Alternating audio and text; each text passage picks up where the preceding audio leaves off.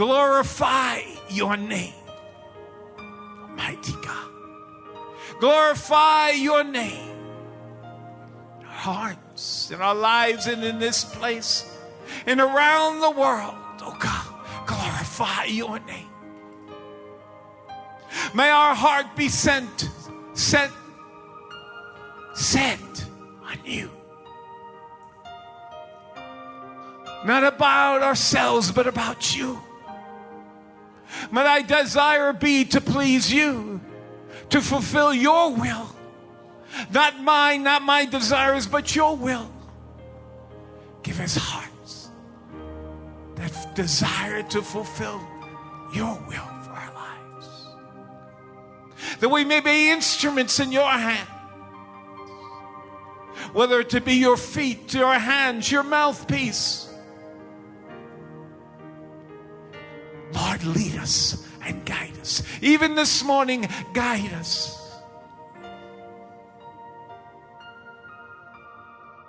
Fill us afresh and anew. May the spirit of praise arise. May the spirit of praise arise to a higher place of praise. A higher place. Nearer, Lord, nearer to your heart. Nearer, Lord, closer, closer. Look to you. Amazing grace, how sweet the sound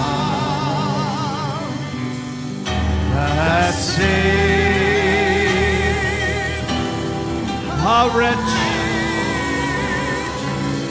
like me.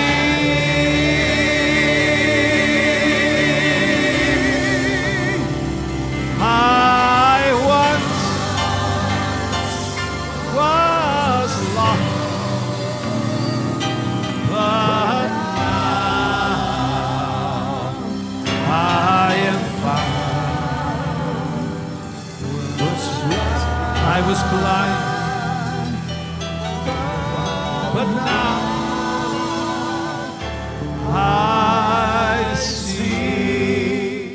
In one of Jesus' parables that we've mentioned many times, of the sower, of the seed, parable of the seed, he taught, and this was in Matthew 13, that there was God's children and the children of the devil, God's enemy. And he said in Matthew 13:38, the field is the world, the good seed are the children of the kingdom. But the tares are the children of the wicked one. The enemy that sowed them is the devil. The harvest is the end of the world. The reapers are the angels. And the tares will be gathered and burned in the fire, and so shall it be at the end of this world. You would think it would be easy for us to know who are the tares, who are the wheat, who are the good, who are the bad, who are the godly, and who are the wicked. God's good seed, the children of the kingdom, of his kingdom. So the children of his kingdom, the bride of Christ, must be the most beautiful of people. The noble, the princes, the kings, the perfect, the good, the compassionate, the philanthropists that give, the intelligent, the wise, to be the bride of the highest of all, most exalted Son of the great Jehovah, his bride. Certainly I don't feel I will be a part of that one. Oh, yes, I can understand some of the saints of times past. St. Francis of Assisi that sold all he had and took the poverty vows. And it said he even chatted with the birds, and they lit on his head and his hands. Oh, yes, I can understand. Those that gave their life were crucified and did not deny him. Oh, yes, what a beautiful bride he must have. Sometimes I think, well, I wonder what little shack I'll have at the end, the dead-end street between paradise and the gates of hell somewhere. Because certainly I don't feel like worthy to be standing there as they celebrate the table of the wedding of the great King. But you know, if we try to choose, we would be probably very mistaken. Paul said, 1 Corinthians 1:26, for you see your calling, brothers, how that there's not many wise men after the flesh, not many mighty, not many noble are called, or even called. But God has chosen, verse 27, the foolish things of the world to confound the wise. God has chosen the weak things of the world. I'm sorry, it's just a twitch I have. To confound the things which are mighty, the base things, get down there, of the world. The things which are just kicked down. Here, let me tie it up back. The wise. God has chosen the weak things of the world to confound those that are mighty. And the base things of the world, and the things which are despised have God chosen, the things which are not, to bring to nothing the things which are, that no flesh should glory in his presence. Why? Why does he so love sinners?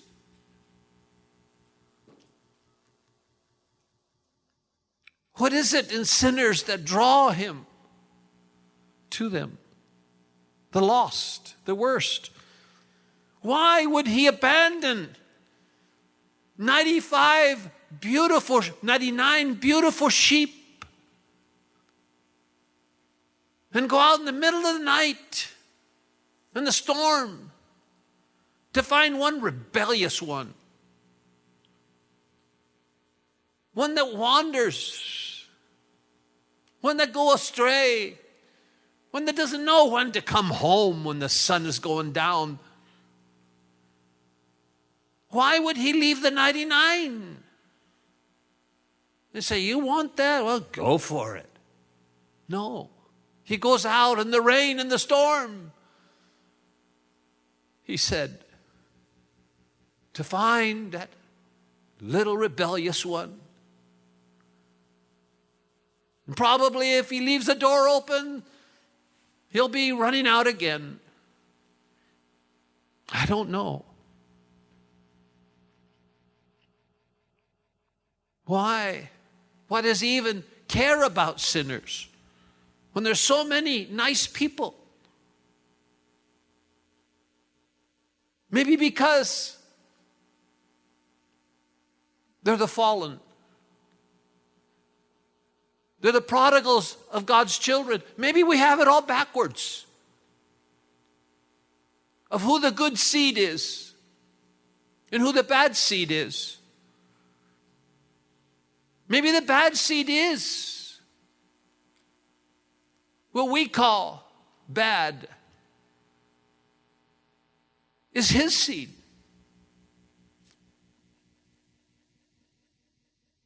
The prodigals, the children of God that were once made in his image and were perfect good, wise, but made a bad choice to disobey, to eat of the tree of the knowledge of good and evil, and to contaminate themselves and all their progeny, their descendants, with sin, so that we are now born in sin. The church. He so loved because he gave his life for the church, but not for the church of those that are worthy. Jesus said it very clearly in Luke chapter 5 and verse 32, I have not come to call the righteous. There was a lot of righteous in the temple in the day that Jesus came. A lot of people that were wise in the knowledge of the scriptures, the knowledge of God, and the knowledge of how to pray, who kept the commandments. Surely they were called. And yet when Jesus came seeking out for a bride, he said, I have not come to call the righteous, but to call sinners to repentance. Most men, when they seek for a bride, they look for the most beautiful candidate they might find, the most capable, the most kind, the one with the best inheritance, the best pedigree, the best DNA. That's what Jacob did when he was choosing a wife. He fell for Rachel's beauty and not the cow, her sister, as they called her, the cow. He despised Leah, whose name means cow, because of dull eyes or sad eyes or weak eyes. We don't know exactly why they called her cow eyes. No, he looked at the cow and said, yeah. He looked at Rachel. Oh, Rachel, immediately.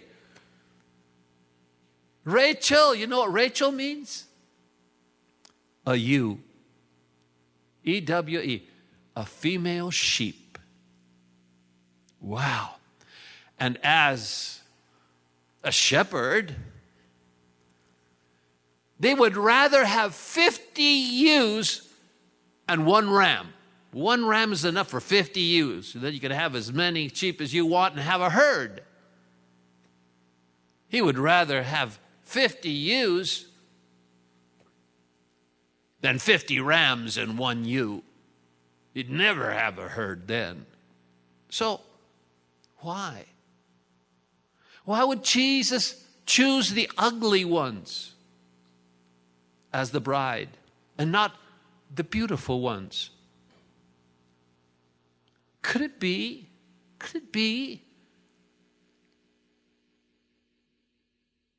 that the wheat is not as beautiful as the tares? Could it be that the wheat are the ugly ones? The poor ones, the sinners, the imperfect ones, the twisted ones, the rebellious ones, the uncaring ones, the sinner ones? Could it be that the tares are the beautiful ones, the good ones, the strong ones, the mighty ones, the intelligent, the perfect? But yet, Jesus said they are the seed of the devil. In Ezekiel 28, it describes Satan very perfectly. It says in verse 15, you were perfect in your ways from the day you were created.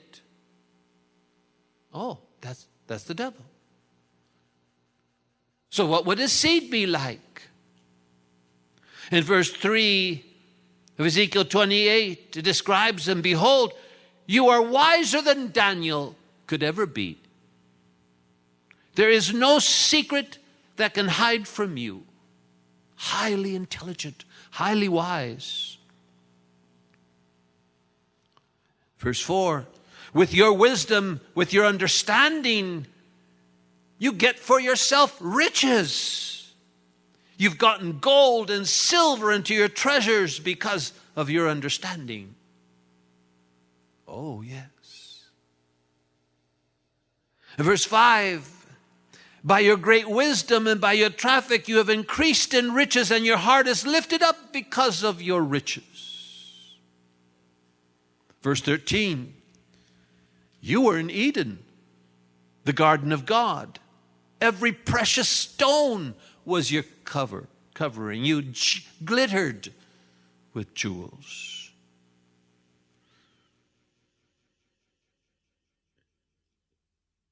The workmanship of your tabrets as an instrument, of your pipes were prepared in you in the day that you were created. He is a music master, a maestro. Music, the king of music, was created in him. Oh, he's not tone deaf. Oh, his children sing beautifully. Verse 14, you are the anointed cherub that covers. You were on the holy mountain of God. You even walked up and down in the middle of the stones of fire. You were perfect in your ways until iniquity was found in you. Isaiah 14 describes him this way.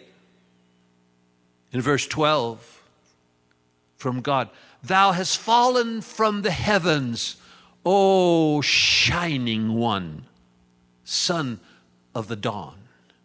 Oh, the shiny one, the shining one. But not because he's a light. God is light. Satan is only shiny. In the dawn, before the light comes up, he's shiny. And everything he does and offers, it's shiny.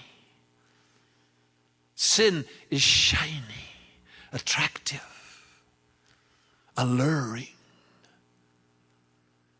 He is the shiny one.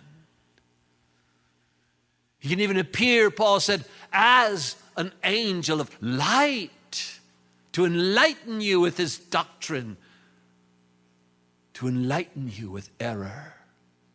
Yes, the shiny one. The shiny one that attracts the multitudes to his concerts, to his music, to his wisdom, to his greatness, to his intelligence. Yes, the tares are the sons of the shining one. And as their father, the devil, they shine in the world. Wheat are the dark ones, the black ones, the sinners that have received mercy, who have fallen, who are lost. And the sun has shined upon the darkness. Yes, the tares don't need the light because they are shiny. They know it all. Yes, Paul said, not many mighty, not many noble are called. But he didn't say none. There are some. Why? Because some were like Saul of Tarsus. He was noble. He was mighty among the Jews.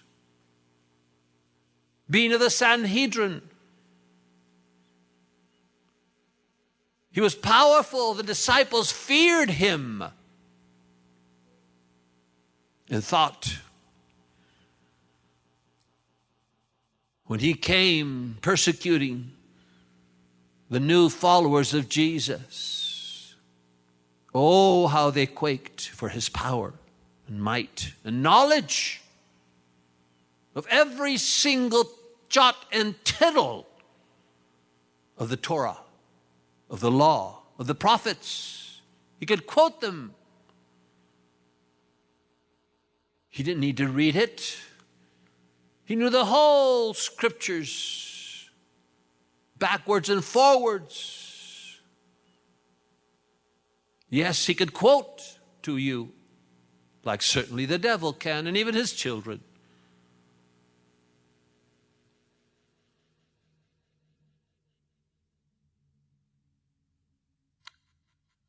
And the wheat sometimes can't even remember a verse. Yes, the Sauls of this world think they're above all the rest. The rest are ignorant. They are the inspired ones, the enlightened ones. In Obadiah chapter 1 and verse 3, it says, "The pride of your heart has deceived you, you that dwell in the heights of the rock, whose habitation is on high, and you say in your heart, who can bring me down to the ground? And though you exalt yourself as the eagle, and though you set your nest among the stars, from there I will bring you down, saith the Lord." Yes, Satan will always try to tempt the world, and especially us, with a shining tree of knowledge, of understanding of science. Will try to tempt us with a shining fruit that beckons to us to be part of the great, of the knowledgeable, and not of the ignorant. He will try to tempt us with riches, to be a part of the successful club, to get people to look up at the successful and see, these are the children of the devil. We are shining. We are in control. But then some of those that we would discard as they did Saul, as the worst of them all, suddenly a light from heaven shines upon them, and they fall off their high horse in disgrace, lose their hold, and become as despised blind. Yet, yes, he who knew it all, who read it all, who could see it all, became blind on the ground, crying out for mercy. Then God shined, not through his eyes that were blind now, but through the heart of Saul, into that inner darkness, and revealed that he was one of the exceptions that Paul said when he later wrote as Paul now, with his name changed. And he said, not all. There are a few. I made it. God's light shines into their inner darkness and reveals that they're actually one of God's seed. You know, who have fallen, perhaps not into sin or gross sin, but yes, into pride, which in God's eyes is one of the grossest of sins. Because that's the sin that casts down Satan from heaven. Pride, haughtiness. Yes, how the mighty have fallen. You know, people can be the most intelligent and the most knowledgeable, And suddenly they become as nothing. A blood vessel can burst in the brain. Or you can get a stroke and suddenly your might is reduced to where you cannot walk. You cannot talk. Your beautiful smile now is a twisted smirk. Your intelligence is now cast down by dementia or Alzheimer's, and you become as a useless child. How have the mighty and rich fallen in a moment? Even the most powerful of men, like the President of the United States that stood before Russia and said, "Bring down this wall," to be remembered as a great president, and then dementia. Then the most powerful man on earth had to be hidden because he could not remember. Even our president now sometimes loses his words or thoughts in the middle of speeches. The most powerful man. Yes. The tares. What do we have that's ours? What do we have that we have not received? Everything. Everything. Paul, again writing to the Corinthians in his second letter, chapter 12 and verse 9. And he said unto me, God said unto me, my grace is sufficient for thee. For my strength is made perfect in weakness. Here was one of the strongest and powerful men of Jerusalem. Somehow now he was weak, lost his power, lost his influence, shunned by the Christians and shunned by the Jews. There he was. But God said, Paul, my grace is sufficient for thee, for my strength is made perfect when you're weak. Paul said then, most gladly, therefore, will I rather glory in my weaknesses, in my sicknesses, in my infirmities, so that the power of Christ might rest upon me. Yes. So then let the intelligent say, I am dumb. If not for his grace, I would not have the capacity. I would not have the ideas. I would not have the inspiration to write, the inspiration, the talent to paint. If not for him, I'd have nothing to say of value. So let the strong says, I'm weak. Because he is strong.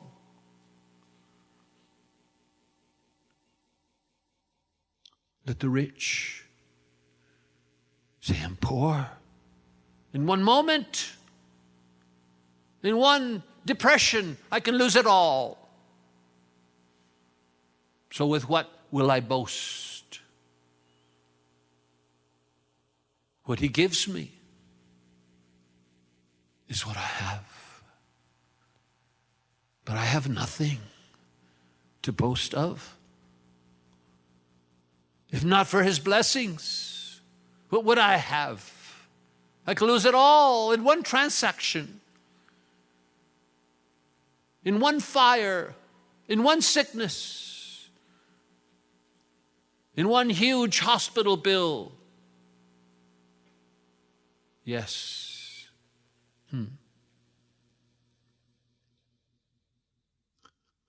how quick we are to judge. Yes, this one's good, this one's bad. No, don't judge the weak. Because like 1 Corinthians, Paul said, 15:10, but by the grace of God, I am what I am. Yes, let not the wise man glory in his wisdom. By God's grace, by God's grace. Yes, they're not the best of the world. His bride is not the most pretty of the world. She's ugly in the world's eyes. That's why they despise them, persecute them, kill them. Because there's no room for the scum of the earth, for the poor that leech from the riches of the world. They have no right to live. And Jesus comes and says, the world is going to be yours. Blessed are the poor, for they shall inherit the kingdom. Yours is this world. No, it belongs to the riches, the powerful, the armies, those who have the sword. We have nothing. He says, no, you're wrong there. I have come for the poor, for the hungry, for those that are no good, for those that the world despises. No, don't try to be like the tares. Don't try. Not even in Halloween to dress up like a tare. No, he hasn't chosen the wise, the intelligent, the great, the scientist. But he has chosen scientists. He has chosen wise. He has chosen strong. He has chosen mighty.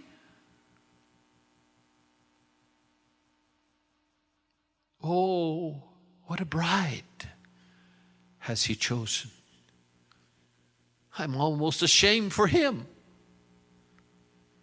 to think that maybe I, by some strange lottery of heaven, would be a piece of the toenail of the beautiful bride. Oh, to even imagine it.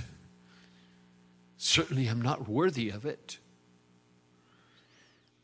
Paul, incredible man.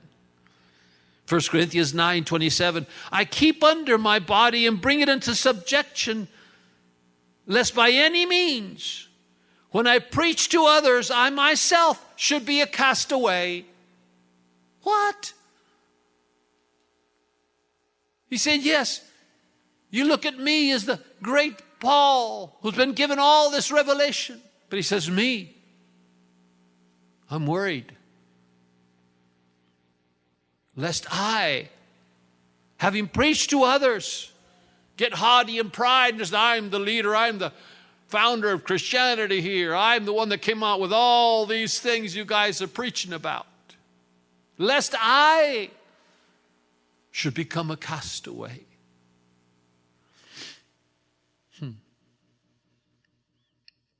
And then he wrote in 1 Corinthians 10:11, let him that thinks he stands take heed lest he falls.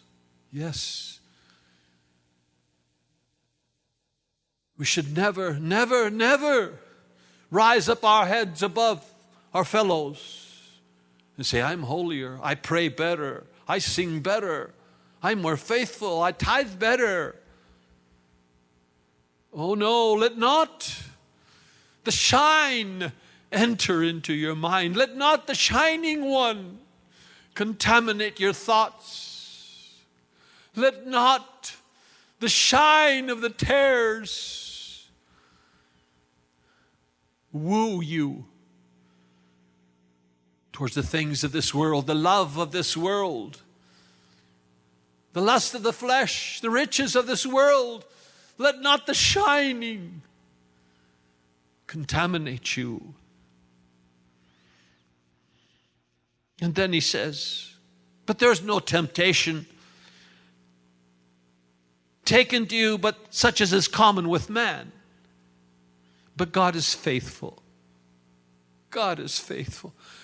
He says, even if you're tempted, He won't allow you to be tempted beyond what you're able to resist. So you see, even when all inside of us wants to be like the tares and want to work like the tares and rise like the tares and be exalted like the tares, He intervenes. Remember, you're my ugly bride. You don't need makeup. No, you don't need to shine. You are my children, but I'm ugly. But you are my seed. And the bride will come from my seed that I have sown. And yes, there are a few that are mixed with the tares, but they're actually not tares. You might think they are because they look like they are. But don't worry. None that are my children will be lost. Oh yes, the tares, the mighty, the great, they'll be burned. But my bride, I will make her beautiful. I won't allow her to be tempted beyond what she's able to resist. But with the temptation will also make a way of escape, that you might be able to bear it. Jeremiah 9:23, thus saith the Lord, let not the wise man glory in his wisdom, neither let the mighty man glory in his might. Let not the rich man glory in his riches, but let him that glories glory in this, that he understands and he knows me, that I am God, which exercise loving kindness, judgment, and righteousness in the earth. For in these things I delight, saith the Lord. Yes, many people I've heard scoff. Many tares have spoken to me and scoffed at the church. Because look, you're the church, you represent Christ, and look how they are. They're weak. They're not strong. They can't control themselves. And they scoff at the church. Look how imperfect they are. And the only way I'm able to answer them, and have always answered them, was this way. They say, we're more beautiful. Why should we even be Christians? We're nicer people. We're philanthropists. We give. We have nice families.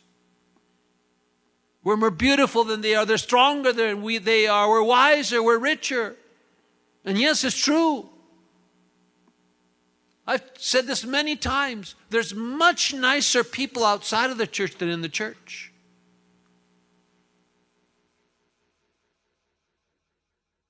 A lot of people, very nice people, do very nice things. You might think, well, that's what a Christian should be, and yet they're not.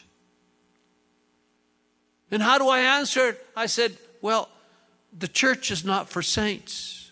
The church is for sinners. And yes, the church, his bride, is for sinners. They're taken from sinners. They're taken from the lost seed of the children that God planted in the beginning of this world. And when people criticize, that's what I say. The church is for sinners, of which I am their pastor, the worst of them all. That's who we are. But he had mercy, and he saved us. And we're going to heaven by his grace, because of his mercy, not because we're good, not because we're wise, not because we're talented, but because he loved the cow, the ugly one. Why? Because inside of us, there's that mystery that sometimes even we didn't know until we found out. That before the foundation of the world, when he sowed his seed of humanity on the earth, he chose with a name those that were his. He named me before the foundation of the world. He chose those that would be the bride of his son. David, the little shepherd boy that wrote Psalm 23. Oh, he was a scrawny guy. He was kind of feminine looking. His hair, his features were nice, not like a man grumpy, like that. He envied his brothers because his brothers had, they were all ripped. They had the six-pack. They were tall. They were strong. Yes, when God said, choose from the sons of Jesse, and he went there and opened up his cruse of oil, was about to pour it out over the one that was the most ripped of all and looked more like an ugly king that would scare the bejeebies out of the Philistines. And he was about to do it. God said, stop. Oh, it's not this one. Oh, it's the other one. Oh, yeah, he looks a little bit better. Stop. I don't look like man looks. Oh, how about this one? Nope. Well, how about this one? Nope. Well, there's no more kids. He says, I choose not like you choose through your eyes. You look at the shine. I don't look at the shine. I look at the heart. I look at the heart. And Samuel said, but there's no more sons. And Jesse said, yeah, I got one. I'm sort of ashamed of him.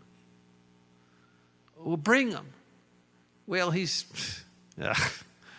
well, I'm not going to tell you, but well, where is he? He's taking care of the sheep, He likes to just sit there and stroll and sing like little songs and make poems and be pretty. Well, bring him in. And he brought him in, and Samuel's going to put away his cruse, and God said, this is the one. Yes, this is the one. Yes, David envied his brothers. And then in Psalm 23, he wrote, as for me, my feet were almost gone, and I almost slipped, for I was envious of the foolish when I saw the prosperity of the wicked. He saw that the wicked were rich and the nice people were poor.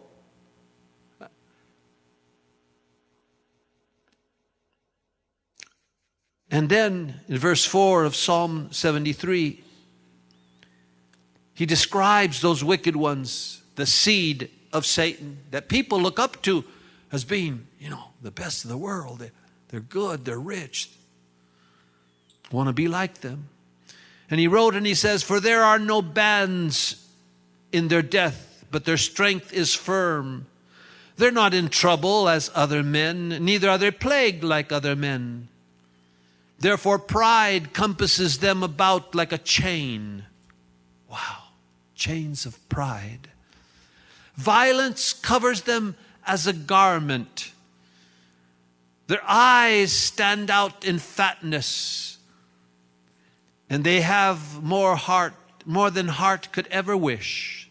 They are corrupt. They speak wickedly concerning oppression of the people. They speak loftily.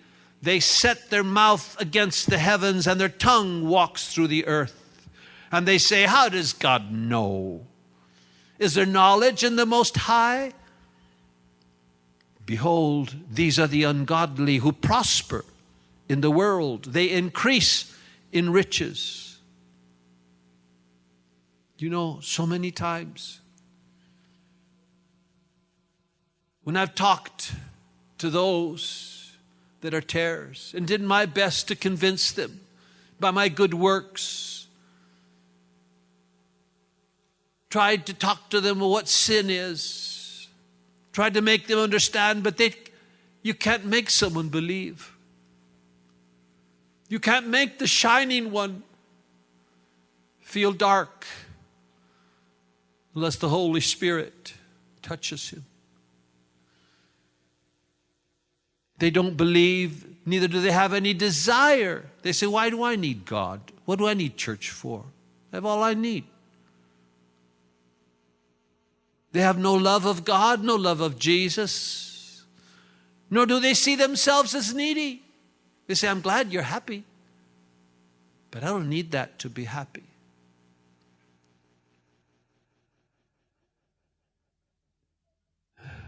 They don't have the light of God. They see themselves fulfilled and shiny because they are the children of the shining one. They're wise, intelligent, good businessmen. They're rich, have beautiful houses and things, and have need of nothing. They love the world, the riches, the pleasures, the best of food, the things. They have power, influence. They gather themselves with others that have power and influence to look down at the weak and the poor. They despise the poor and the needy. Control them, to use them as you would control cattle to use them. They give them food and a stable to use them to work in their fields as slaves. And because the poor are greater in number, they get harder to control, so they let them share a little bit of the riches. But they're not satisfied. They want more. So they must hide behind their knowledge and science and find other type of chains throughout history to bind and subject the population for a while. They control them with lies and deceits. And when that doesn't work, they use violence, soldiers, prison camps. And if war and violence does not work, then as now, they bind them with chains of technology to control them with surveillance. And if that they cannot do, they'll call out the soldiers, as they have throughout history. And if that's not enough, they'll release plagues and sicknesses or viruses and use fear to bring them into submission or dependence on their medicine to heal them. Yes. But Paul had it so clear, so clear.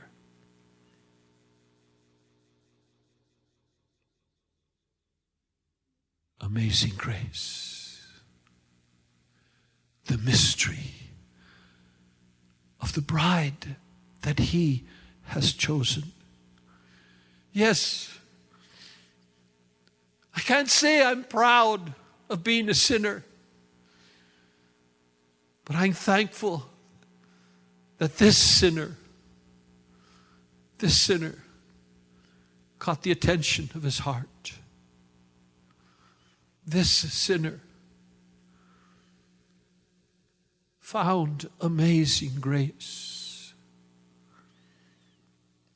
Yes, there's so many, even in the natural church in the world, that are God's children. They go to church, they believe in Jesus.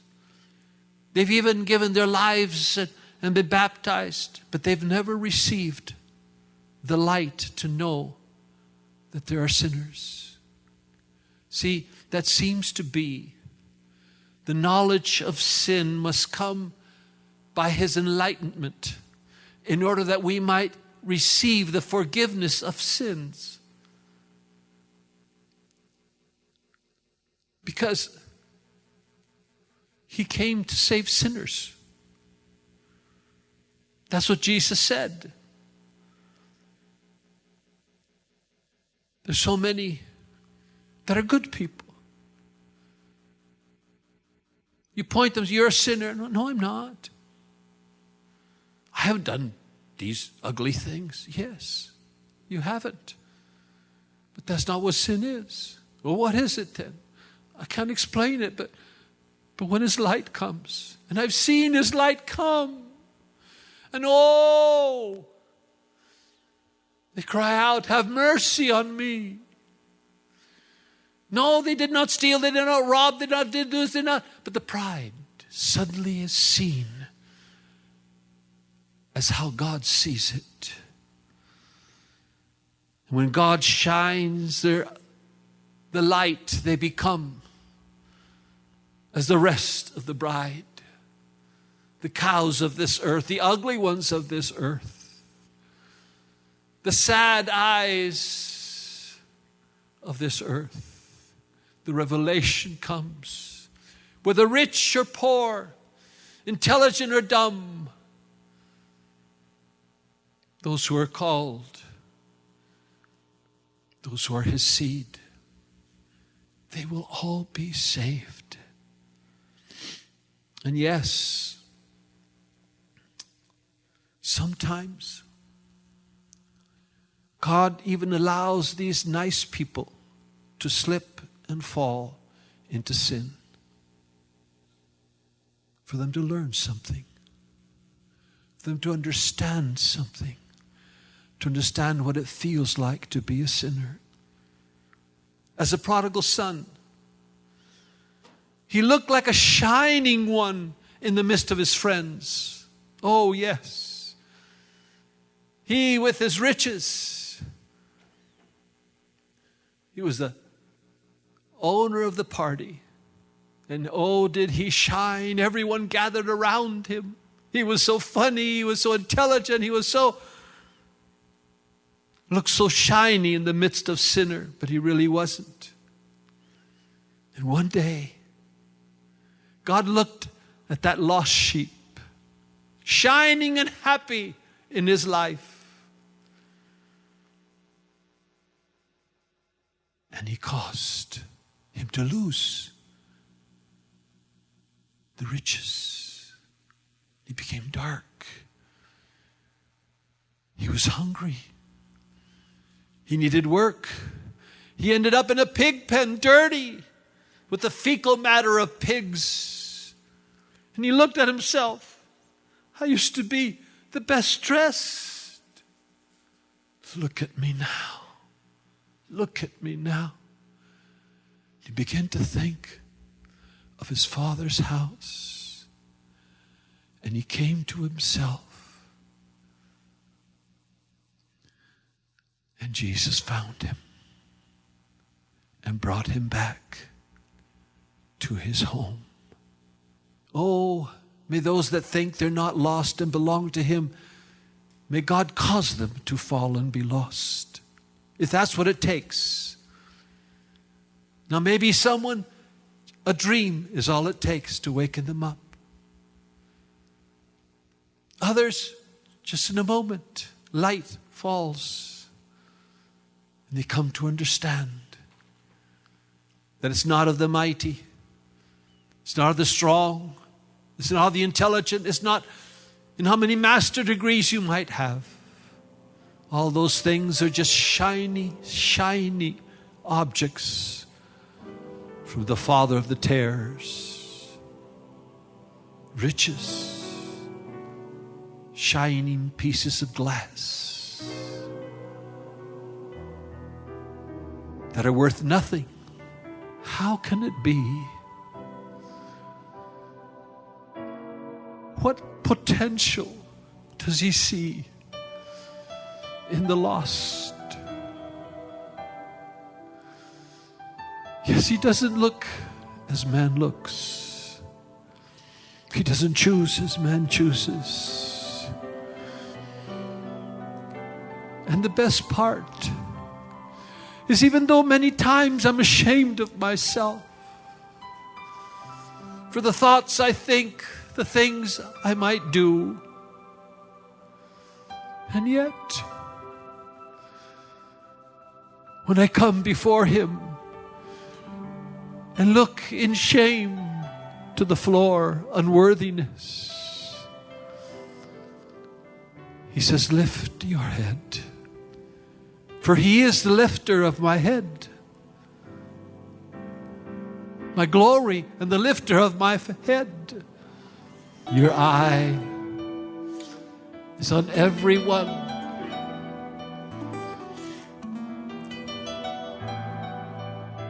Of the little seedlings,